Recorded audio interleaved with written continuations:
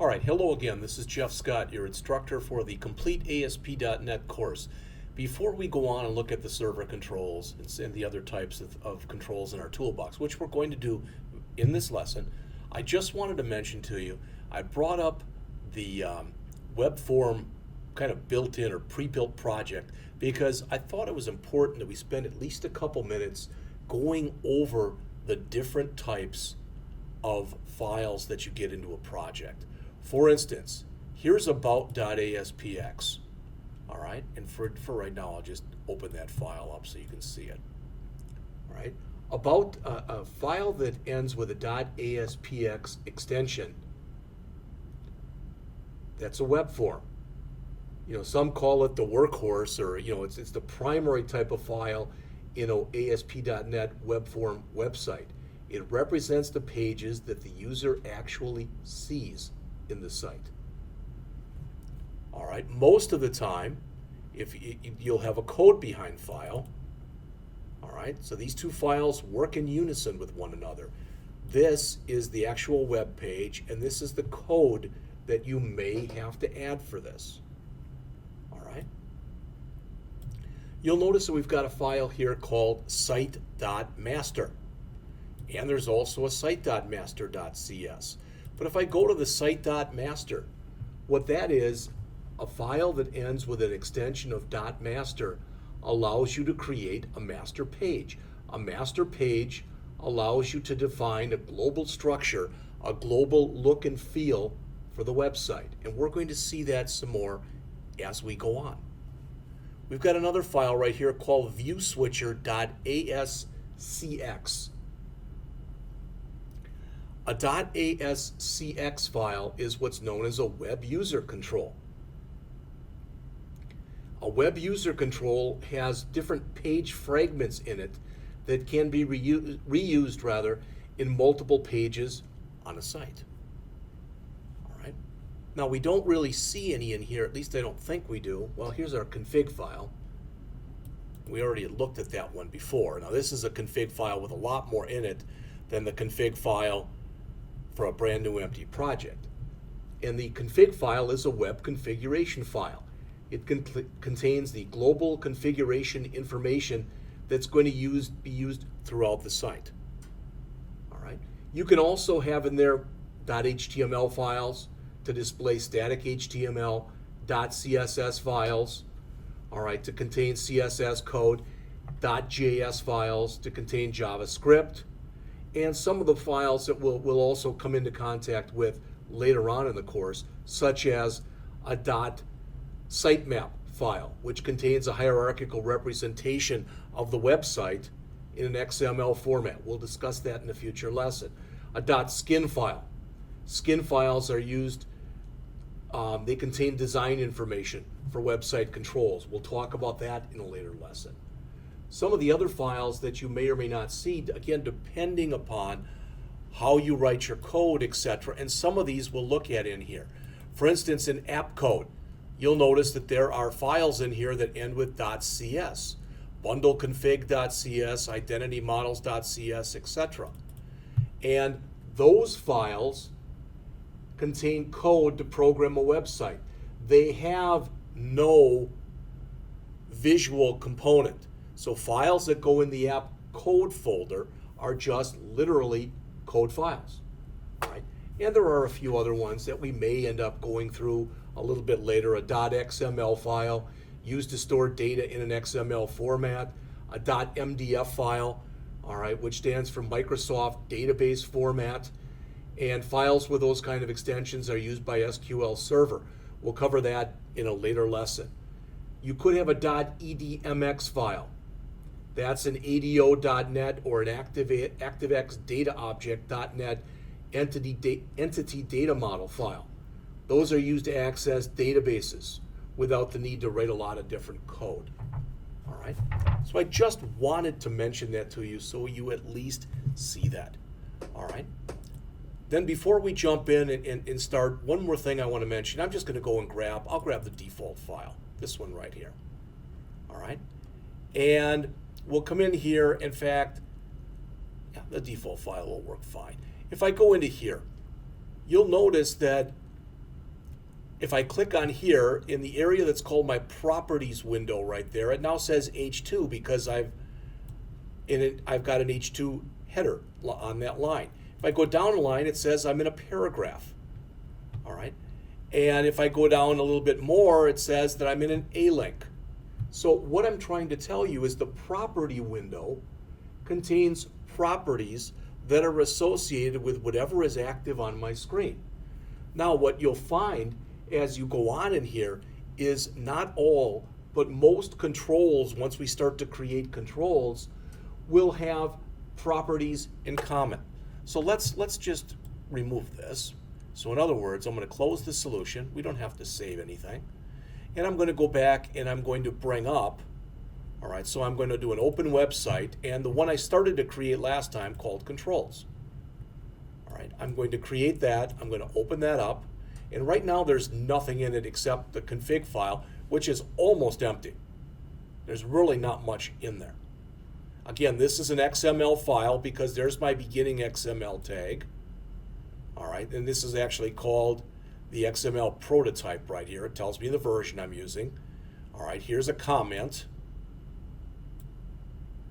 And here is a configuration attribute, and I'm beginning it there, ending it here, and it has inside of it a system.web attribute, compilation information, and runtime information, but not much else. Right now, just so you see this, I'm going to try to run this, and I'm going to get an error because there is no file to run. You can't go and run a web.config file. So if I try to run it, it comes up forbidden. You can't run that kind of thing because the system doesn't know how to handle what it is that I just tried to do.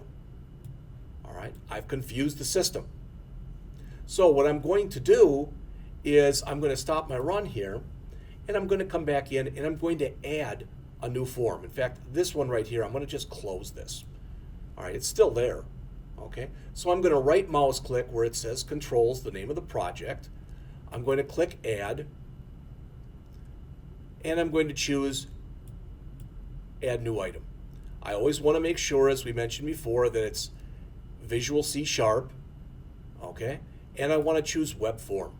And you'll notice by default it says default.aspx. If I accept that name and then create another one, it'll be called default2.aspx. The time to rename anything that you've got in here is when you first create it. For now, we'll just leave it as default.aspx. That's fine. I want to place my code in a separate file. We talked about this in an earlier lesson. If I don't have that checked, I won't have that code behind file. Everything will have to be placed in the same file, and that's considered poor programming practice. In a few lessons, we're going to start on the main project for the course, and we are going to actually have a master page, but for now we're not. So with Webform selected and default.aspx, I'm going to click add. And you'll notice I now have a .aspx or a Webform file. There's the actual ASPX file, and there's the code behind file that goes with it. All right. What I want to do though is literally, for right now, this is the body of it, and I'm just going to get rid of everything. Why? Because I'm going to go in and add some controls and talk a little bit about some controls. All right, so I'm going to go to my toolbox. I'm going to pin it right here. It's a little bit too wide for me, so I'm going to bring it down. Oh, maybe that's a little too narrow for me. So about like that. Remember, we have these different layers and levels. These are different types of controls. For right now, I'm just going to choose standard controls, and I'm going to put just a couple real simple things that are in there. One way that you can learn about any control is you can highlight the control and you can hit your F1 function key. What that should do is bring up Microsoft Developer Network, msdn.microsoft.com, help for the control in question. Now, I don't care about the add class that's in there right now. I don't care about that. I'm not going to do anything with it. But let's just talk about a few things. You know, some of the controls that you'd use the most often. Buttons, checkboxes, drop-down lists, hyperlink controls, image controls, labels, radio buttons, text boxes. All right, so I'm going to try to put at least some of those in here. We're going to talk a little bit about them. All right, so what I'm going to do is I'm going to create myself an extremely simple interface that's just going to ask me to put in my first name. Okay, now I could just literally bring in a text box, but I like to bring in a label. Okay, so I'm going to literally, and there's different ways that I can do this. I like to do it from source code mode right here, and just grab a label and drag it in here. Now I've got a label in. Okay, and I'm going to separate this stuff onto different lines just so you can see what it is I'm working with here. And I would like to explain every single one of these components that you see right here. And we're just starting, so if it doesn't make a whole heck of a lot of sense, don't worry about it. All right, here's my label. There's the beginning of my label, and that's actually the end right there of my beginning tag. It's there to there. And there's the end tag for my label. All ASP.NET controls need to have a few things in common. They need to be prefaced with ASP:, followed by the type of the control. They need an ID, and the ID has to be unique for each control. They need what's called a run-at attribute, which says they're going to be run at the server, which says that it is a server control. All right, and typically it has text. Now I don't have to put anything in there if I don't want to, but I'm going to call this label. We'll put in a couple of these. So I'm going to call this label first name, and for the text in here, I'm going to put in first name. All right. So I put that in so far, and if I go over to design mode, you can see what I've added. Okay. Nothing real fantastic looking or anything. That isn't the point. All right. Let's put a colon in here. All right. And I'm going to add a text box. But before I do, I'm just going to put in a couple blank spaces, a non-breaking space.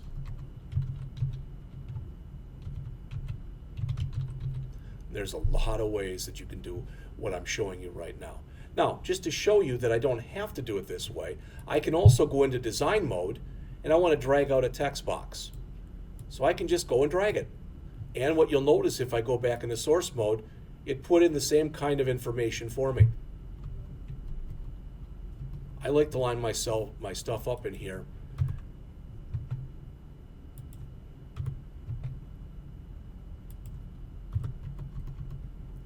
All right, you'll notice that there is no text in here because while labels are typically used to show titles, text boxes are used to show input or to show output. So I'm going to call this text box first name, and I'm going to keep the run at equal server. All right. And I'm going to add a line break tag right here. Okay, so if I go back into design mode, there's what I have right now. Okay, that's what I have. Now, if I want to, I can come back in here and I can type in again. I can do all this stuff that I just did. Okay, but to be honest with you, I don't really want to do that. In other words, I want to kind of replicate this stuff, but instead of first name, I want to change it to last name. But other than that, there's not many changes that I want to make. So I can go and copy all of this stuff that you see right here, copy it to the clipboard, come down to here, and paste it in. All right. So now I've got label first name, text box first name. Now I want to change this to label last name and change it from first to last, and text box last name. All right, so if we go back into design mode, you can see that the very simple little screen I'm building here is starting to take shape. It's not pretty. There has been no CSS or cascading style sheets that have been applied to it right now. That's not what we care about right now. And I'm going to come in here and just literally just grab a button and drag that in. Okay. And if I go back into source mode, you can see there's my button. Again, I can call this whatever I want to call it. So I'm going to call it button submit. All right. run at is going to equal server, and the text on there is just going to literally say submit. All right. Good time to save, so I'm going to click my double disk icon, and I'm going to go back into design mode. And there is what the system, what it looks like right now. So if I run this, it won't do anything right now as far as the button is not yet implementable, but you can see I've got the beginning of something, and I can add things in here, but if I click the button, nothing is going to happen. Okay, and that's fine. But what I wanted to show you, the reason for showing you this is notice that if I come over to here, and I'm going to bring up my properties window and make it a little bit higher, but if I click into first name, there's going to be properties, ID, which is the name of the control, access key, associated control, back color, border color, etc. And if I go from my label to my text box, I'm going to have a lot of the same properties. Some of the common properties are things like access key, which allows you to set a key with which a control can be accessed. So in other words, kind of a hotkey type of thing. Back color, so you can change the color of the background. For color, if I work my way down here, so you can change the color of the font. Border color, so you can change the border of a control. There's border color, there's border style, there's border width, so I can put borders around things if I want to. One that'll become really important as we go on is we can associate a CSS or cascading style sheet class with just about anything. Enabled, notice that it says true. It determines whether or not the user can interact with a control. Font, so we can change our font in here. Notice I can come back in here and I can make it bold if I want to. So if I go back to here and I go to font and I say bold is true, you can immediately tell that that's been bolded. I can do the same thing. If you notice now the difference between the two labels, that the first name is bolded and the last name is not bolded.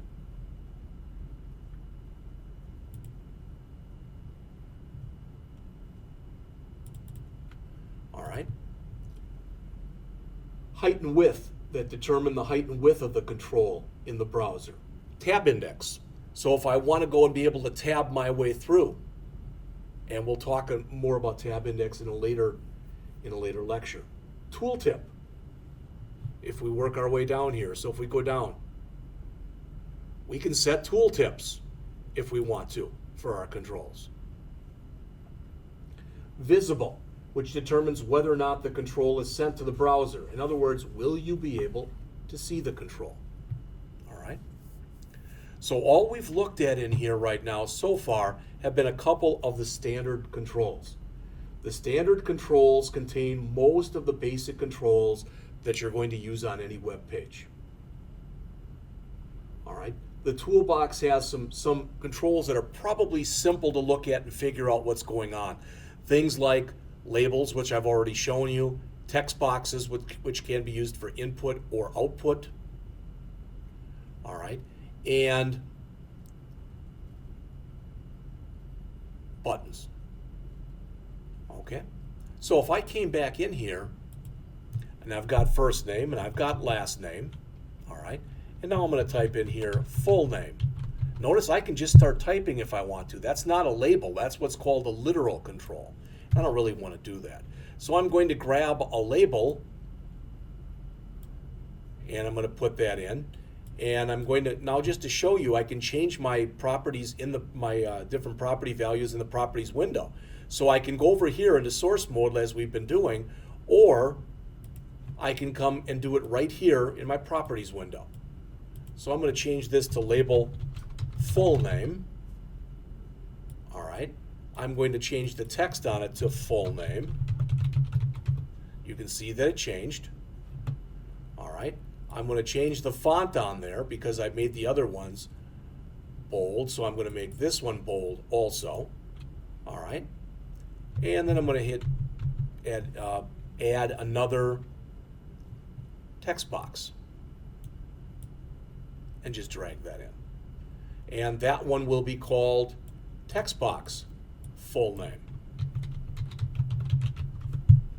So if I go back into my source code mode, you can see that I can add my information in many ways as I'm working through here. All right, so there was the information. Now again, I've been putting each thing on a separate line, not because you have to, you don't, but just so you can see what's going on. So each one has a full line. You'll notice that unlike the stuff that we added, I could have manually added in font-bold equal true to make it bold. And here was the other one.